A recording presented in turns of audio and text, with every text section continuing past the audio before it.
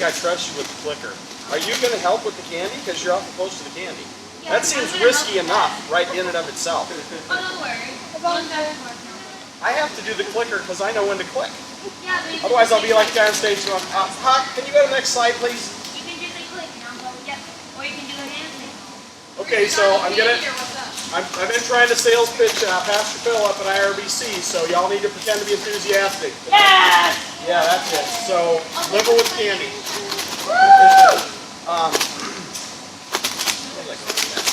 Anyway, so be enthusiastic.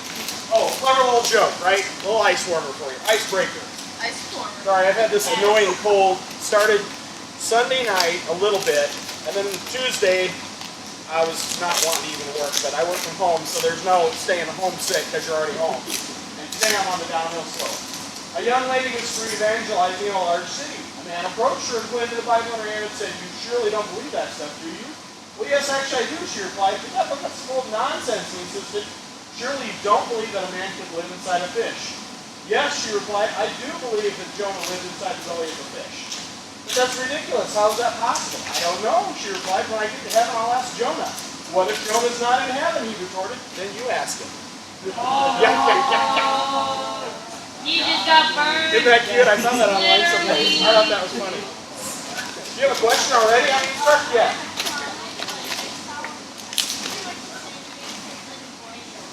Oh yeah, I definitely stole that. But most of those things are stolen. You know, we did those presentations out in New Mexico. There's a like NewMexicoPresentations.com, or not exactly, but basically a website where you can get all that stuff. Okay. Our apologist of the week is William Lane Craig. Sharp guy. He's led to a major resurgence in Christian apologetics. He's a philosopher, has a couple of master's degrees, a PhD, blah, blah, blah. The website is reasonablefaith.org, and they do a podcast which is designed for, you know, not super nerds, only mildly nerdy. So it doesn't take too long for you to catch on to it. If somebody here would want to, oh well. Anyway, give it a thought. Okay, Genesis 1:1. Tonight we're going to talk about, well, there's three critical important questions in life that everybody's worldview has to answer. Number one, how did I get here? Number two, what's my purpose? And number three, what's my end? We're going to talk first about the first one tonight. How did we get here? Why are we here? What happened?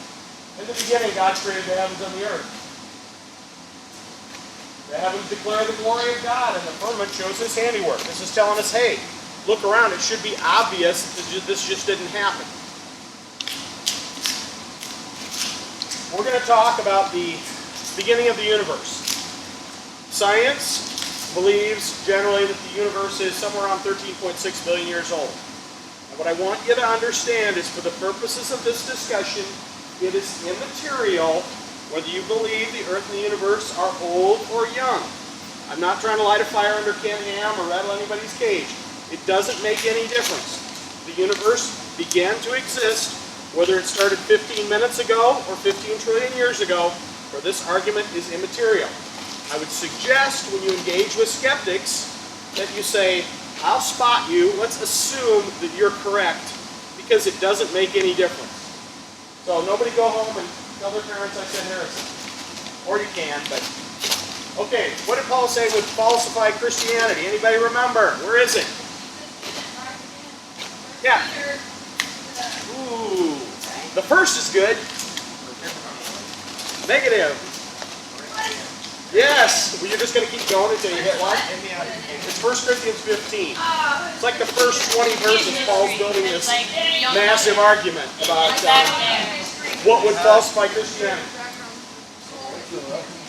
Yeah. Didn't Rachel get anything? No. Are you slow on the candy already? Hello there, grasshopper. Liberal with candy. Remember, we need enthusiasm. Oh, man. We need accuracy, too. She got it. Yeah, no kidding. It's been risky, wouldn't it? Now, Christ is preached and He has been raised from the dead. How does someone like you say that there is no resurrection from the dead? But if there is no resurrection from the dead, then Christ is not risen. And if Christ is not risen, then our preaching is empty and your faith is also empty. And he basically ends it with, you're all stupid fools if Jesus didn't rise from the dead. So the age of the universe has nothing to do with that. This was my best shot to show the Big Bang Theory. Has everybody heard of the Big Bang Theory here? I'm presuming this is standard teaching in school these days. What does the Big Bang Theory say? It says that there was like big explosion, like matter stuff came together. Well, Years. you got an improvement on that, Huck? I think you went awry a tiny bit there. Okay, I wanted to ask you a comment. I believe in the Big Bang Theory, Okay. but the thing why I believe it is because God was behind it. Well, that's kind of the point I'm going to be trying to make here. Big Bang Theory, you had a comment? Yeah. Well, do you know what the Big Bang Theory is? What science posits it to be?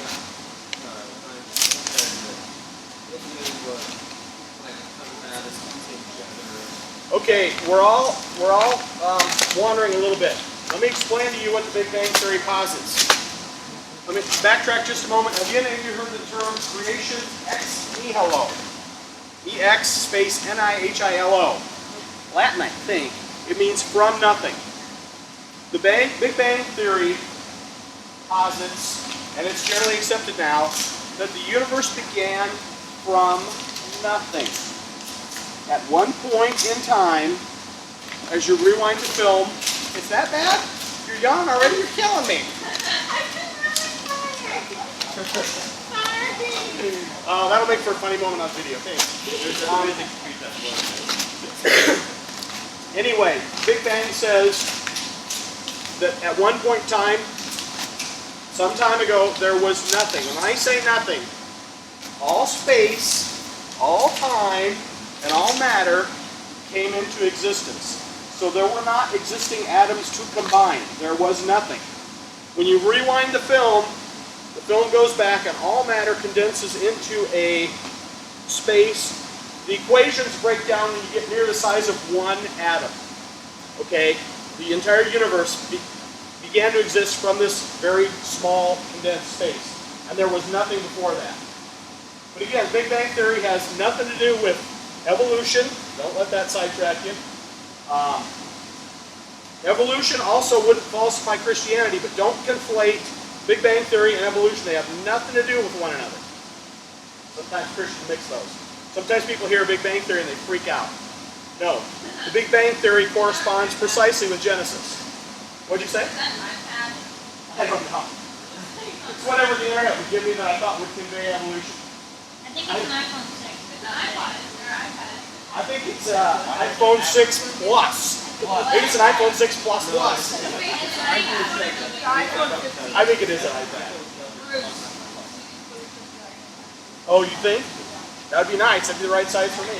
If it'll fit in this pocket, I'm good with it. Otherwise, I have a problem. I hate big phones. Okay, this argument is known as the Thrive Cosmological Argument. And it's this simple. Whatever begins to exist has a cause. What's the cost of this thing? The universe began to exist. The universe has a cause. Now, you wouldn't think this was controversial. Okay.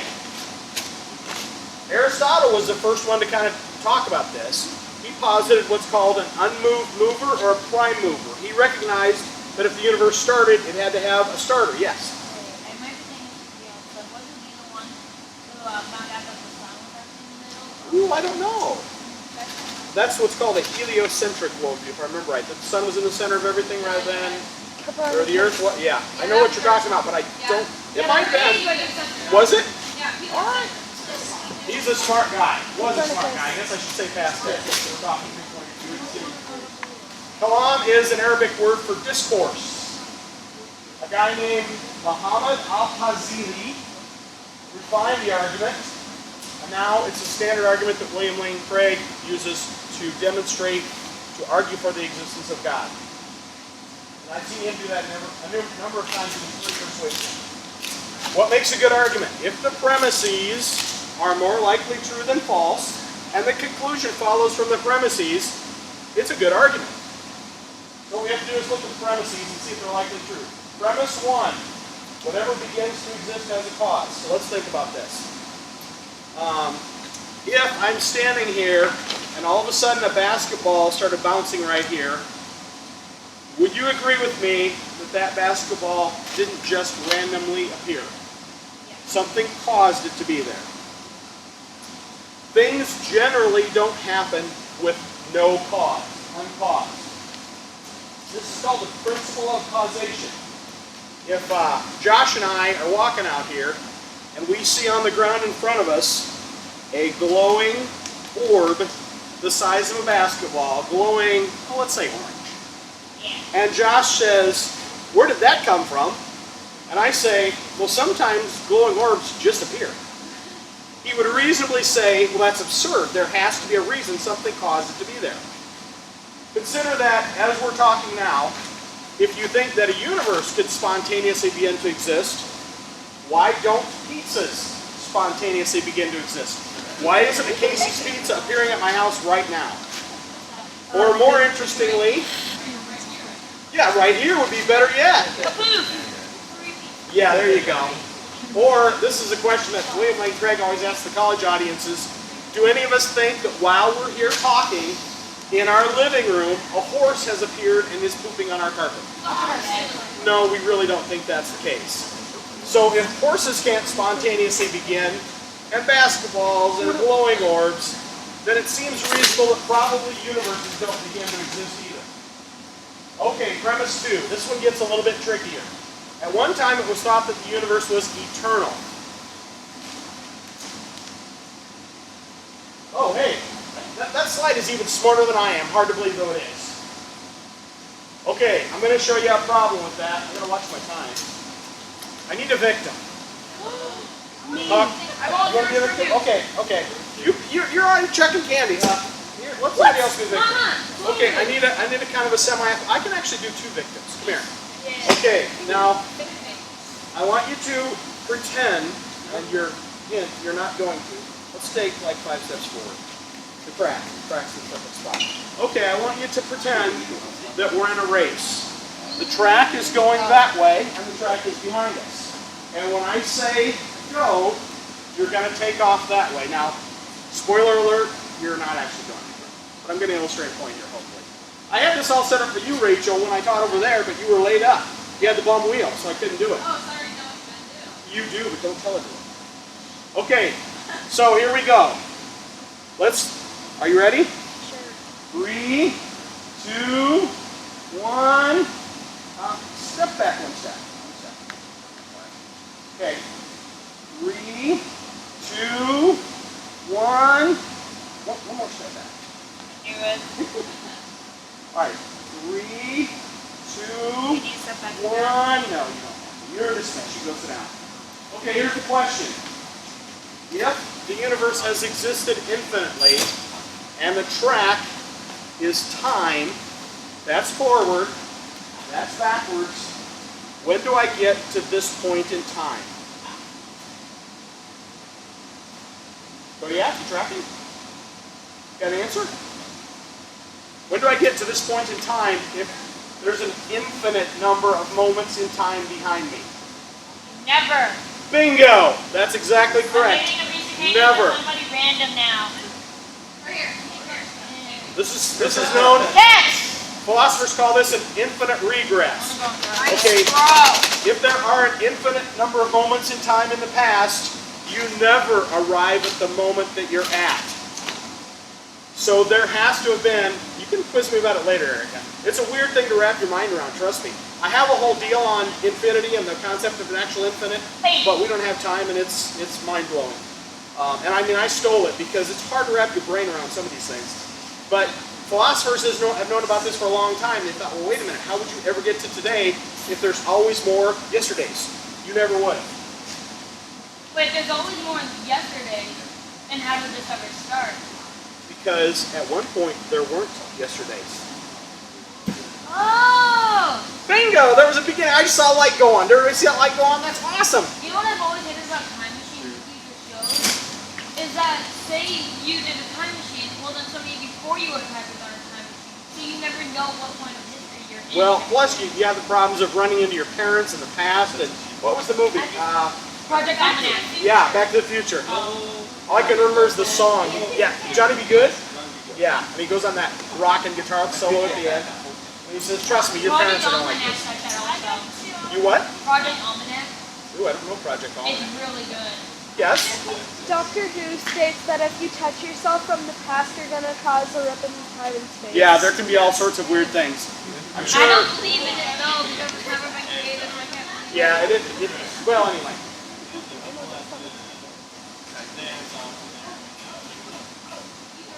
Yeah. Oh, really? I didn't know that. Oh. Okay, here's another reason there can't be an infinite past. The second law of thermodynamics. Believe it or not, our universe is running out of energy. Eventually, I don't know, a couple 100,000 years from now, maybe longer than that, our sun will give an insufficient amount of light to support life on Earth. So if you plan on living forever, you can only live forever if you get saved by Jesus, because the Earth is going to go dark.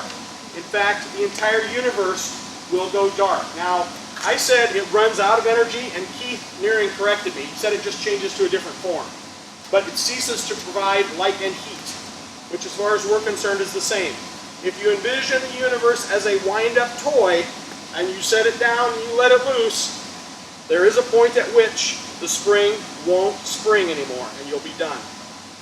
So the second law of thermodynamics seems to say that the universe cannot be eternal. Yes?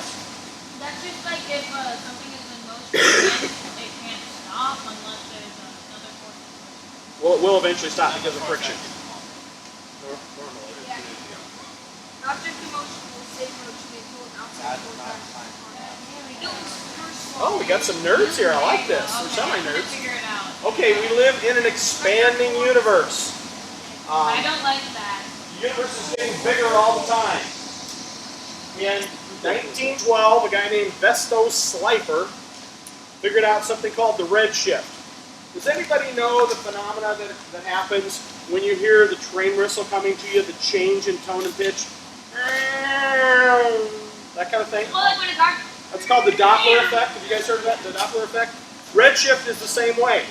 When you can tell when light is moving towards you or away from you. The object emitting the light is moving towards you or away from you because the temperature of the light changes from red to blue. And this was figured out or hypothesized by a guy named Vesto Slipher. And then some of you know some French, take a shot at that. That guy was like a Catholic monk. And he figured it out before this guy figured it out, as in Hubble telescope. So we know that the universe is expanding. So think about this.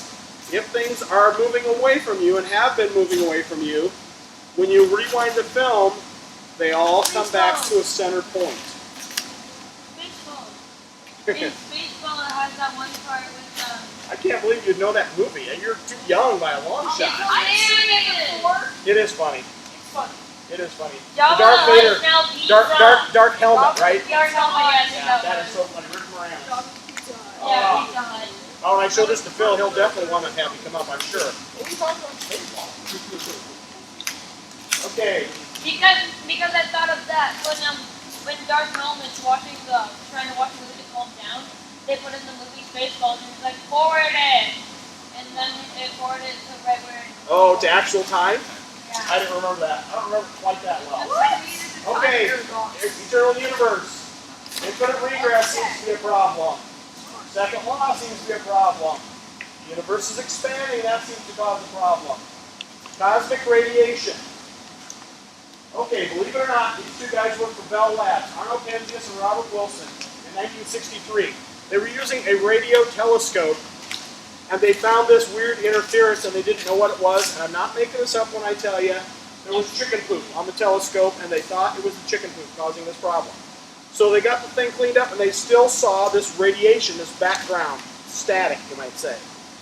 Well, what it turned out to be, and they knew like 20 years before, or it was predicted, it turned out to be remnants of the Big Bang, the leftover afterglow, if you will, the residue of the explosion. Cosmic radiation. Oh, so here we sent out our little buddy Kobe. We turned this satellite loose and said, hey, go check it out and see about this background radiation. And when they turned this thing loose, this mapped out exactly as they had anticipated. They could see minor changes in temperature and radiation throughout all the areas that it looked at, and it looked a long ways. Those guys won the Nobel Prize, by the way. Yeah. Einstein's theory of general relativity. I have no idea how this works, except that Einstein figured out, hey, space, time, and matter are co-mingled and blah, blah, blah, blah. If there's any physics whiz here who, yeah, I guess they're probably. E equals mc squared. Yeah, I know all that, but I don't know what it means. It took me 4 years of study to figure out what it meant, really. Except that it means that there was a beginning to the universe. And I can tell you that Einstein did not like this. When they first discovered this, there was not rejoicing among the physicists, because a lot of them were skeptics. They didn't believe in God. So everything that they found that confirmed that the universe had a beginning seems to indicate that the universe needed a beginner of some kind. Well, then how is God created? Okay, so second law of thermodynamics, expanding universe, cosmic background radiation, great galaxy seeds, Einstein's theory, surge. I stole this from Frank Turek. There is a theory, and it's pretty well accepted. Yes, huh? I have a question for you. Is it going to be a hard question? Because I hate Yes, questions. it will actually. Oh, yeah. Is it going to be relevant? Does Jeff wants to know? Yes, it will be pretty relevant. Oh, NKJV. Is that the right answer? That's the version of it. Larry, but no. Larry, but no. Oh, you wanted to high-five me for that, didn't you? Because that was clever, wasn't it? That was fun, right? Okay. You can do it. Oh, thank you. You actually get one too. I get one of my own suckers. Oh, wait. This doesn't seem right somehow. Okay, what's your question? Okay, so my question is, earlier, the second to last slide that you just did. Yep. About the one thing. The one thing? About if there needed to be beginnings, there needs to be a beginner. Well, if there needs to be a beginner, then how was he created? Oh, that is a great question. I'm so glad you asked that question. You hold that thought for like 3 minutes, and I'm going to get right there. Yeah, go ahead. I'm thinking, if you have to have somebody that's done God, how could, well, if you didn't get the bang... You guys are smart. This is Well, exactly you got the question. Bang, but you have to have somebody who, like, started the bang, or something. You're exactly right. Okay, Huck, listen to her. See, what she's talking about, you run into the same problem of infinite regress. If you say, okay, the universe had a beginning, then I've got a beginner, but then the beginner has a beginner, and the beginner has a beginner, and the beginner. But there can't be an infinite God for one reason. There can't be. Because you have to start it off. Sorry, I don't So want how to can you start it off when there's nothing to start it off with? Well, that's a good question. There seemingly is no natural reason by which that would happen. That makes me mad. I didn't think you guys would have this much fun with this. I was just be rough. Oh, you're getting ahead of me. Now stop right there. Okay, we're going to get to that exact question, which is, you guys know who Richard Dawkins is? I think I've heard of him. But I've Richard heard Dawkins is a famous atheist. He wrote, among other books, The God Delusion. Well, And he says, what? No, Dawkins, not Hawking. Oh, I thought you said He famously says, if God created the universe, who created God? So, and that is a good question, and we're going to go to that in just a minute. Okay, Bohr-Blanket theorem. Basically, these guys proved beyond all reasonable doubt that the universe had a beginning. They assembled all the evidence, and they came up with this nifty theory, which there's no way I can explain to you. Smart guys, all of them. And none of them theists. None of them believe in God. Or they're at best agnostic. So they weren't motivated. Okay. The universe seems to have a cause. What can we say about the cause? The cause of the universe is timeless because, think about this, there was no time before the universe began to exist. So even saying the phrase, before the universe began to exist, is kind of nonsensical because there was no before.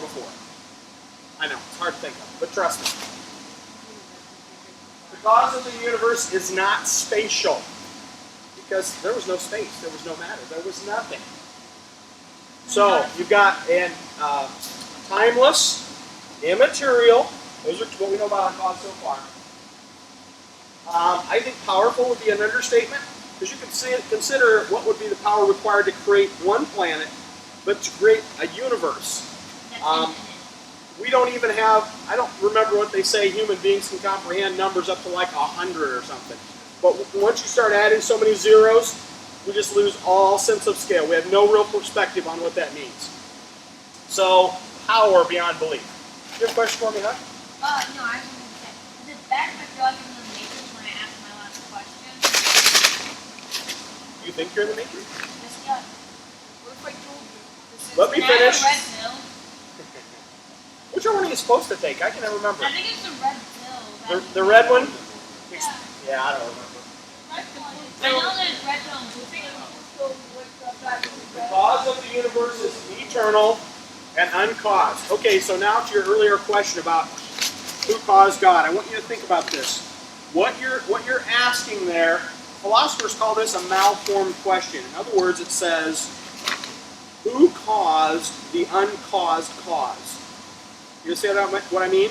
The question doesn't make any sense. The uncaused cause, by definition, doesn't have a cause. So it's like So when you say, who caused God, that's like saying, who caused the uncaused cause? It doesn't make any sense. What? And my brain. I know. It's hard to track some of this So, stuff. But what this is, who caused the uncaused? what caused the uncaused cause? If What it's an caused uncaused cause, it doesn't have a cause. And you understand, Aristotle saw that if you've got a beginning, you have to have something that caused the beginning that was not inside the beginning itself. It's external to that. So, whatever the cause was, powerful, non-spatial, atemporal, that is not in time. What else do I have? Oh, powerful. Okay, personal. All right, this one's a little harder. Now I want you to think about this. If you envision the universe is a car, ready to start. It has fuel. It has the key in the ignition. The battery's charged. It needs one thing to get going. What does it need? Ignition. Driver. It needs, what did you say? Someone to turn the key. The beginner. A beginner. It needs an agent, okay, to take the action to start the thing. Because to go from nothing to something, you need a cause to start the nothing into something.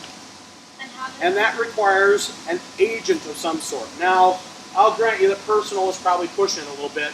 This really argues for what is called deism, the fact that there is a force that created. Now, normally I combine this with the moral argument and then the argument for the resurrection of Jesus together as a cumulative case. I try and stack up my evidence.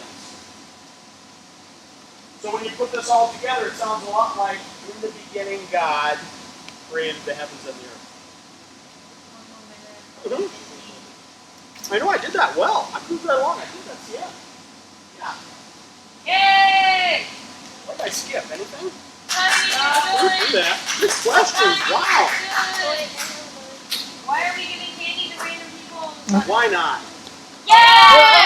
Wait a minute. Actually, no. Now come on. Gently and one at a time, you little man. Hey. I'm only going yay, but wait, One, see what I did? David. Yeah.